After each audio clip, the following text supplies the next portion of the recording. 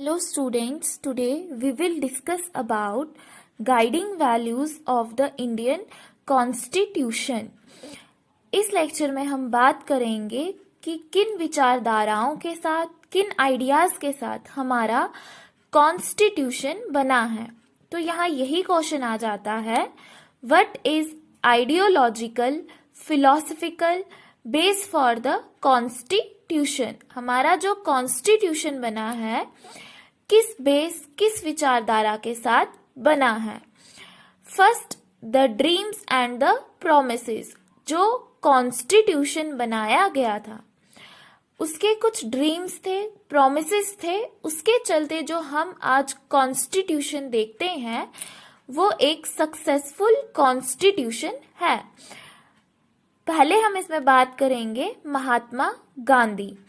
Mahatma Gandhi ji directly हमारे constituent assembly के part नहीं थे। उन्होंने ऐसा नहीं है कि कॉन्स्टिट्यूशन में अमेंडमेंट लाए या फिर कॉन्स्टिट्यूशन बन रहा था जब उन्होंने बहुत ज़्यादा अपनी आवाज़ उठाई होगी कि ऐसे रूल्स होने चाहिए, ऐसा कुछ नहीं हुआ था। बट फिर भी जो महात्मा गांधी की आइडियोलॉजी है वो हमारे कॉन्स्टिट्यूशन में रिफ्लेक्ट करती है। महात्मा गांधी अपने आप में एक आइडिया थे, अपने आप में एक विचार थे। गांधीज्म उनकी आइडियोलॉजी थी। गांधी जी हमारे कॉन्स्टिट्यूशन में रिफ्लेक्ट होते हैं। मतलब जो गांधी जी का जो उनका सोचने का तरीका था या जो उनके विचार थे वो हमारे कॉन्स्टिट्यूशन में रिफ्लेक्ट होते हैं। गांधी जी हमारे कॉन्स्टिट्यूएंट असेंबली के मेंबर नहीं थे, बट फिर भी जो हमारी कॉन्स्टिट्यूएंट असेंबली है वो इस बात से सहमत थी कि हमें गांधी जी के विचारों पर चलना है। तो हमारे कॉन्स्टिट्यूशन में जो है गांधी जी के आइडियाज को वो रिफ्लेक्ट करता है।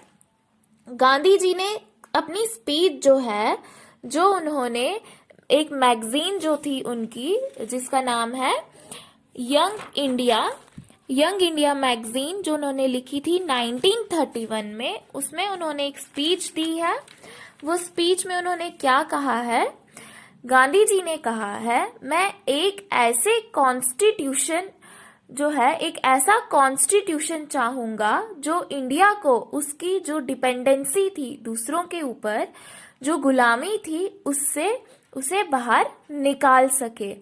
मैं एक ऐसे इंडिया के लिए काम करना चाहूंगा जहां जो गरीब से गरीब व्यक्ति है वो भी ये फील करे कि ये उसका भी देश है, जिसको बनाने में उसका भी इम्पोर्टेंट रोल है।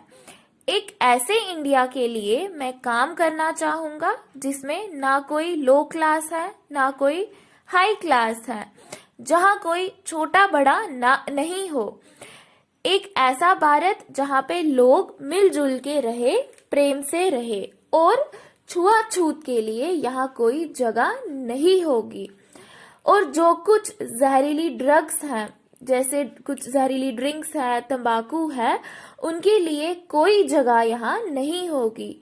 वुमेन्स और मेंस दोनों को इक्वल राइट्स दिए जाएंगे और मैं इससे कम में बिल्कुल सेटिस्फाई नहीं रहूंगा। ये गांधी जी ने अपनी स्पीच में कहा था। गांधी जी जो है वो किस तरह, मतलब किसकी बात कर रहे हैं? सोशल अपलिफ्टमेंट की। वो चाहते थे कि सोशल अपलिफ्टमेंट लाया जाए। वो बताते हैं कि कॉन्स्टिट्यूशन ऐसा होना चाहिए जो हमारा जो डाउन ट्रेडन है, जो सबसे नीचे के समाज के या नीचे वर्ग के लोग हैं, जो पीछे छूट गए हैं, उन लोगों को भी आगे आने का मौका दे। गांधी जी कहते थे कि आपसी तालमेल होना चाहिए, अनटचेबिलिटी का जो इविल है वो खत्म करना होगा। तब जैसी कंट्री हम इमेजिन कर रहे हैं वैसी कंट्री बनेगी। तो गांधी जी के जो आइडियाज थे उन्होंने हमारे कॉन्स्टिट्यूशन मेकर्स को एक अच्छा कॉन्स्टिट्यूशन बनाने के लिए प्रेरित किया है।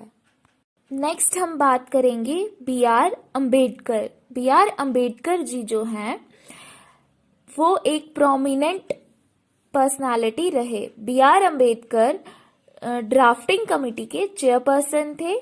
गांधी जी और बी आर अम्बेडकर के विचारों में तालमेल नहीं था, मीन्स उनके आइडियाज जो थे वो अपोजिट थे। बी आर अम्बेडकर का जो तरीका था सोशल अपलिफ्टमेंट का, वो या जो अनटचेबिलिटी खत्म करने का जो उनका तरीका था वो गांधी जी के तरीके के अपोजिट था। दोनों ही लीडर्स चाहते थे कि देश का भला हो, बट दोनों के आइडियोलॉजिकल स्टैंड्स जो थे वो अलग थे। बी आर अम्बेडकर का आइडिया डिफरेंट था फॉर एलिमिनेटिंग इनइक्वालिटी, और वो आइडिया क्या था? एम्पावरमेंट का आइडिया था। रिजर्वेशन का सपोर्ट जो है बी आर अम्बेडकर ने किया था। उनका मानना था कि जो पीछे रह गए हैं जो लोग, उन लोगों को अगर आगे लाना है तो हमें रिजर्वेशंस देने होंगे, क्योंकि अगर रिजर्वेशंस नहीं दिया जाएगा तो वो लोग कभी आगे नहीं बढ़ पाएंगे। जो समाज में पीछे रह गए हैं लोग, इनइक्वालिटी है, तो उन्हें थोड़ा सा एक्स्ट्रा एडवांटेज देना पड़ेगा। तो इस आइडियोलॉजी से बी आर अम्बेडकर ने रिजर्वेशन की फिलॉसफी जो है वो दी थी। तो जो दोनों लीडर्स थे, गांधी जी और बी आर अम्बेडकर, इन्होंने दोनों ने सोशल अपलिफ्टमेंट की बात की थी, और हमारा जो कॉन्स्टिट्यूशन है इनके आइडियाज को रिफ्लेक्ट करता है। जो बी आर अम्बेडकर जी हैं, इन्होंने भी एक स्पीच दी थी कॉन्स्टिट्यूएंट असेंबली में। वो स्पीच क्या थी? 26 जनवरी 1950 को हम एक ऐसी लाइफ में एंटर करने जा रहे हैं जहां कंट्राडिक्शंस हैं। ये कौन कह रहा है? B R Ambedkar. पॉलिटिकल तौर पर हमारे में इक्वालिटी होगी, लेकिन सामाजिक तौर पर अभी भी इनइक्वालिटी है। सोशल मीन्स जैसे अभी भी बहुत सी प्रथाएं हैं। इकोनॉमिकल मीन्स जैसे कुछ लोग रिच हैं, कुछ बहुत ज़्यादा अमीर हैं, कुछ बहुत ज़्यादा गरीब हैं। तो इस कंट्राडिक्शन की बात जो है वो बी आर अम्बेडकर जी ने की है। वो उन्होंने अपनी स्पीच में कहा है, हम पॉलिटिक्स में इस चीज़ को रिकॉग्नाइज करेंगे। हमारे कॉन्स्टिट्यूशन में ये मेंशन है, 1 मैन 1 वोट एंड 1 वैल्यू, लेकिन हमारी जो सामाजिक और आर्थिक लाइफ है उसका स्ट्रक्चर ही ऐसा है जहां पर 1 मैन 1 वैल्यू का प्रिंसिपल जो है वो फॉलो नहीं किया जाता है। कितने समय तक हम कंट्राडिक्शंस की लाइफ जो है वो जिएंगे, जहां एक तरफ इक्वालिटी है और दूसरी तरफ इनइक्वालिटी है? कब तक हम सोशली और इकोनॉमिकली इक्वालिटी जो है वो हमारे में नहीं होगी, या हम इक्वालिटी लोगों को नहीं देंगे? अगर हम ऐसा करेंगे लंबे समय तक, ये सोशल और इकोनॉमिक इनइक्वालिटीज को दूर अगर हम नहीं करेंगे, तो एक दिन ऐसा होगा कि हमारी जो पॉलिटिकल डेमोक्रेसी है वो भी खतरे में पड़ जाएगी। ये जो स्पीच है ये बी आर अम्बेडकर जी ने दी। उसके बाद पंडित जवाहरलाल नेहरू जो थे वो उन्होंने 15 अगस्त 1947 में एक स्पीच दी गई थी जो कि वर्ल्ड फेमस स्पीच है। ये स्पीच उन्होंने कहाँ दी थी? ये स्पीच दी थी उन्होंने कॉन्स्टिट्यूएंट असेंबली में। और इस स्पीच में उन्होंने क्या कहा? वर्षों पहले हमने एक ऐसी स्थिति के साथ साक्षात्कार किया था, मीन्स ट्रस्ट विद डेस्टिनी, एक ऐसी स्थिति के साथ साक्षात्कार किया था, और अब वक्त आ गया है जब हम अपने वो वादे हैं उन पे हम अमल करें। जो हमने प्रतिज्ञा ली थी या जो भी वादे किए थे वो पूरी तरह से लागू करेंगे। अगर पूरी तरह लागू ना कर पाए तो लगभग काफी हद तक उसको पूरा करने की कोशिश करेंगे। जब आधी रात का समय होगा, जब पूरी दुनिया सोई होगी, तब भारत नए जीवन की शुरुआत करेगा। एक नए स्वतंत्र देश की शुरुआत करेगा। इतिहास में कभी कभी ऐसे दिन आते हैं जब हम पुराना जो जीवन है, पुरानी जो स्थिति है, उससे निकलकर एक नई स्थिति में आते हैं। जब एक युग का अंत होता है, जब लंबे समय से किसी देश को गुलाम बना रखा हो और फिर एकदम से वो आजाद हो जाता है, ये समय कभी कभी आता है। ऐसे पवित्र क्षण में हम शपथ लें कि हम अपने आप को भारत और उसके जितने भी लोग हैं उन्हें देश के प्रति समर्पण दिखाना चाहिए। हम उनके प्रति मानवता जो है वो दिखाएंगे। जब हम आजाद होते हैं तो हमारे पास जो पावर्स हैं, पावर्स के साथ साथ रिस्पॉन्सिबिलिटीज भी आती हैं, जिम्मेदारियां भी आती हैं। ये जिम्मेदारी कॉन्स्टिट्यूएंट असेंबली के ऊपर है। भारत के जो लोग हैं उनकी जिम्मेदारी कॉन्स्टिट्यूएंट असेंबली पे है। आजादी के जन्म से पूर्व हमने बहुत अत्याचार सहे और इससे हमारा मन बहुत दुखी भी हुआ। जो दर्द हमने गुलामी के समय सहे वो दर्द आज भी है। ये भविष्य आराम करने का नहीं है, बल्कि उन वादों को पूरा करने का है जो हमने किए हैं। हमें जोश के साथ आगे बढ़ना है।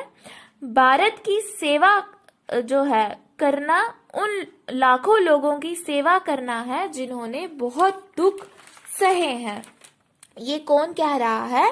पंडित जवाहरलाल नेहरू। जो गरीबी, बीमारियों का हमने सामना किया, अब उनका अंत हुआ। हमारे युग के जो महान आत्मा है, महान आदमी है, महान संत है, वो कौन है? महात्मा गांधी जी। यहाँ पे पंडित जवाहरलाल नेहरू ने ग्रेटेस्ट मैन जो है, महान संत किन्हें कहा है? महात्मा गांधी को। उनका लक्ष्य है कि हर आंख से आंसू पहुंचना है। महात्मा गांधी जी का लक्ष्य है कि हमें हर आंख से आंसू पहुंचना है। संभव है कि ये काम हमसे पूरा ना हो, लेकिन जब तक लोगों के आंखों में आंसू हैं, कष्ट हैं, तब तक हमारा काम पूरा नहीं होगा। ये जो स्पीच है ये पंडित जवाहरलाल नेहरू जी ने दी थी 15 अगस्त 1947 को 47 की आधी रात को, कहा कॉन्स्टिट्यूएंट असेंबली में। बहुत सारे लीडर्स जो थे, अलग अलग उनके आइडियाज थे, वो सारे हमारे कॉन्स्टिट्यूशन में रिफ्लेक्ट होते हैं। जैसे गांधी जी के आइडियाज, BR अम्बेडकर के आइडियाज, पंडित जवाहरलाल नेहरू के आइडियाज, जो उन्होंने बातें कही थी, ये सब हमारे कॉन्स्टिट्यूशन में रिफ्लेक्ट होते हैं। ये सारी चीजें जो हैं हमें प्री एम्बलम में देखने को मिलती है। प्री एम्बलम क्या है? समरी है, एक इंट्रोडक्शन है हमारे कॉन्स्टिट्यूशन का। इसे हम अपने नेक्स्ट लेक्चर में अच्छे से डिस्कस करेंगे।